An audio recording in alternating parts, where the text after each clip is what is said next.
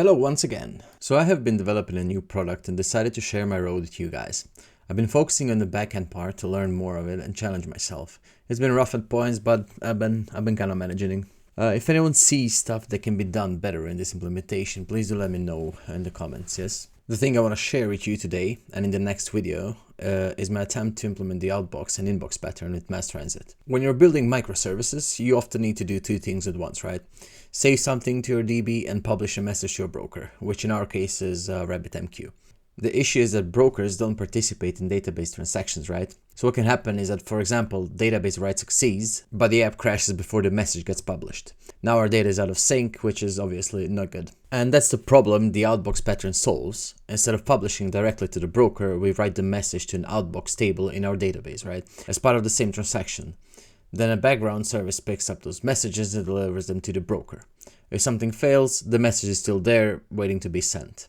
Today we're going to be looking at Bus Outbox. There is also a consumer Outbox, which I will show you in the next video. And let's quickly look at the diagrams.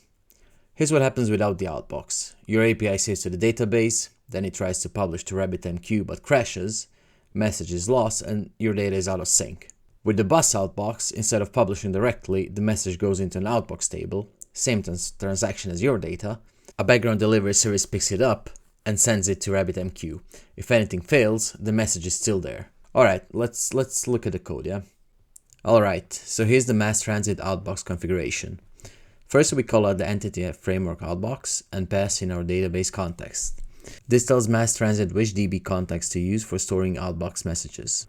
We're also using Postgres, so we need the Postgres log provider, query delay and query message limit. Basically, the first one is how often the delivery service checks for new messages, which 1 second is fine. And query message limit, basically max number of messages to fetch per query. 100 seems like a sensible default based on the docs and stuff. And the key one is use Bus Outbox, which enables the Bus Outbox so when we call publish from our controllers, messages go to the database instead of straight to RabbitMQ. At a later point, we are also gonna disable inbox cleanup service, which we're not using because we are not using consumer Outbox yet, so we don't need the inbox cleanup running, and we'll enable that basically in the next video. In our DB context, we need to add the Outbox tables to our model. These three lines, add inbox state entity, add Outbox state entity, and add Outbox message entity. These register the MassTransit tables that store the messages, right? The Outbox message table holds the actual messages waiting to be delivered. State or Outbox state tracks delivery status and ordering. And inbox state is for the consumer Outbox, which we'll use at some later point. MassTransit handles all of this automatically. We just need to tell EF Core these tables exist. We will also need to run migrations, which I will show you in a bit. Now we run the migration to create those tables. .NET EF migrations add Outbox tables, you can call it whatever you like, and then .NET EF database update. And if we check the database in DataGrip, you can see MassTransit created 3 tables for us: inbox state, and Outbox message.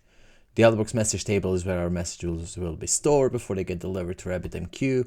Outbox tracks which messages have been sent and in what order, and inbox we'll use later for the consumer Outbox pattern. We didn't have to define any of this ourselves. MassTransit handles the schema, and that's pretty much it. We can go and update our code in our controllers and do a little bit of refactoring.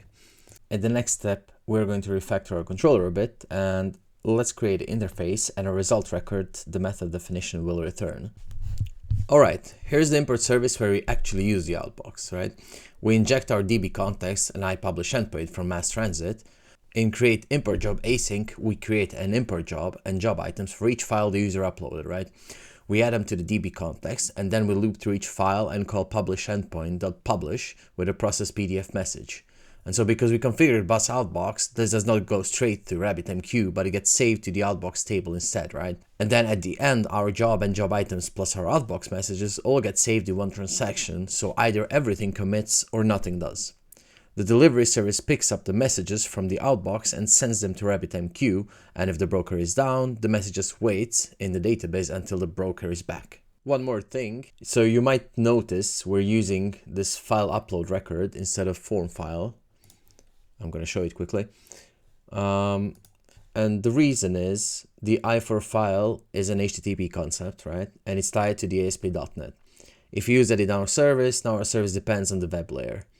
So basically, we're just trying to make it easier for us to test.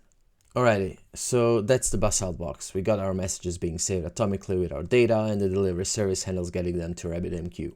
But we're only halfway there, because what about the consumer side? What happens if our consumer processes the same message twice, or crashes after doing some work but before acknowledging it, right?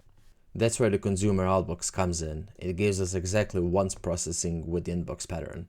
In the next video, we'll implement that and actually test this whole thing. Spin up the app, kill RabbitMQ mid requests, and see the outbox doing its job. If you found this useful, please do like and subscribe. Let me know if the implementation is maybe you think it could be done better. Maybe I've made some mistakes along the way. I'm still learning. I'm trying to get better. I'm basically building this app from scratch and by myself on the back end at least. So yeah, please do let me know, and thank you for watching the video.